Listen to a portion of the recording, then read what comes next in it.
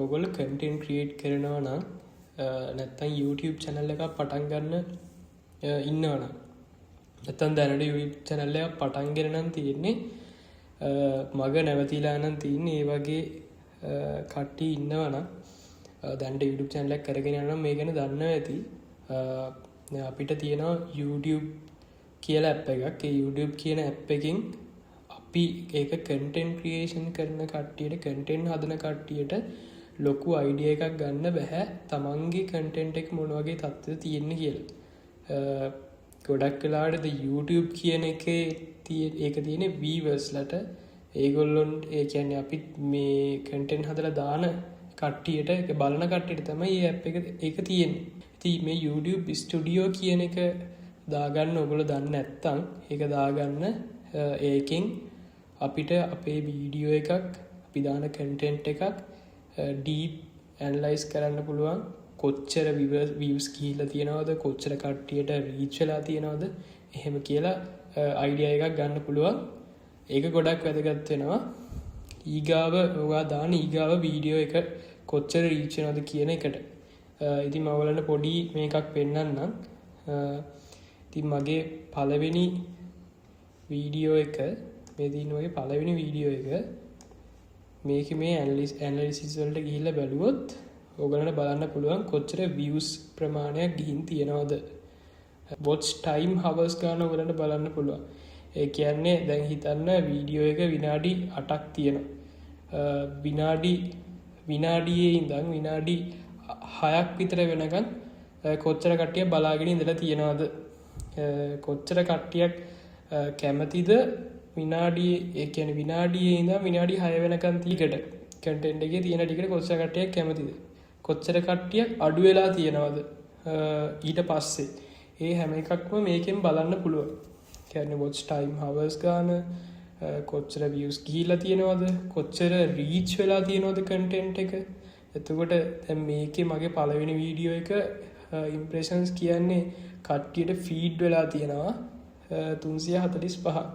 එතකොට මේ click rate එක ඒක බලන්න පුළුවන්. කියන්නේ දැන් ඒකත් ගොඩක් වැදගත්.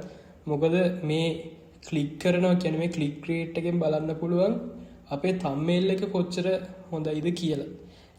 අපි වීඩියෝ එකක් අපි වුණත් වීඩියෝ එකක් ක්ලික් කරලා බලන්නේ ඒකේ thumbnail එකමයි වීඩියෝ එක බලනවද නැද්ද කියලා තීරණය කරන්න. ඉතින් අන්න ඒක ගොඩක් වැදගත්. ඉතින් ඔයගොල්ලෝ පළවෙනි වීඩියෝ එකේ thumbnail එක කියන්නේ click rate එක අඩු වෙනනම් ඔයගොල්ලෝ කරන්න ඕනේ thumbnail එක ඊට වඩා හොඳ විදියට හදන්න. මමත් ඒක කරා. මම ඔයගලන්ට ඒක පෙන්නන්න. ඉතින් මේකේ මේ පළවෙනි වීඩියෝ එකේ මගේ content එකේ views ගිහිලා තියෙනවා 39ක්, impressions ඔහොම තියෙනවා. ඉතින් මම ඔයගලන්ට පෙන්නනම් මේ මම දාපු දෙවෙනි වීඩියෝ එක ඇනලිසිස් වලට ගිහිල්ලා බැලුවොත් ඒකේ views ගිහිල්ලා තියෙන 121ක්. මම මේක දාලා දැන් දවස් දෙකක් වෙනවා. watch time hours එක average ගන්න බලන්න පුළුවන්. කොච්චරක් රීච් වෙලා තියෙනවද කියලා ඔයගලන්ට බලන්න පුළුවන්. දැන් මේක නම් 12800 ගාණක් රීච් වෙලා තියෙනවා.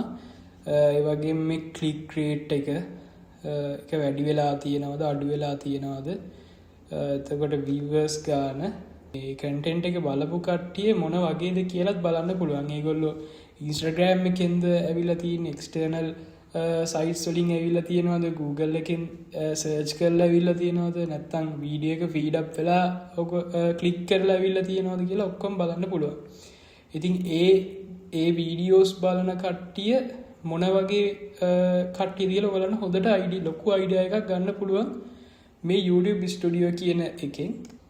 ඉතින් තව දෙයක් තමයි මේකේ බලන්න පුළුවන් දැන් මේ time duration එක මුලදී කොච්චර කට්ටිය වීඩියෝ එක බලලා තියෙනවද, ඒක කොතනින්ද අඩු වෙලා තියෙන්නේ. ඉතින් දැන් මේ විනාඩි 9යි. දැන් මේ සම්පූර්ණ time duration එක විනාඩි 17ක්.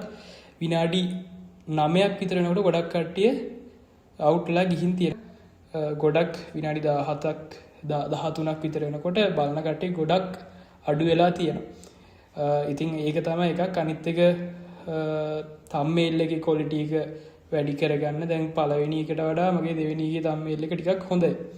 ඉතින් ගොඩක් දේවල් බලන්න පුළුවන්. අපි මේ දේවල් බලලා ඊගාව වීඩියෝ එක ගොඩක් හොඳට හදන්න පුළුවන්. ඒ කන්ටෙන්ට් එක ගොඩක් හොඳට හදන්න පුළුවන්.